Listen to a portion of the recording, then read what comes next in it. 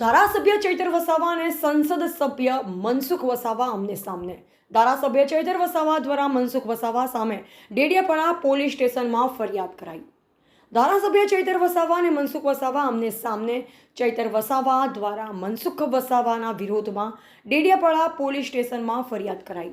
ધારાસભ્ય ચૈતર વસાવાએ ડેડિયાપાડાના તાલુકા વિકાસ અધિકારી પાસે 6 મહિનાથી પડતર કામગીરી અંગે જવાબ માંગતા ધારાસભ્ય ચૈતર વસાવા અને મનસુખ વસાવા વચ્ચે શાબ્દિક પ્રહારોથી ડેડિયાપાડા અને સમગ્ર ભરૂચ લોકસભા વિસ્તારના લોકોમાં ચર્ચા।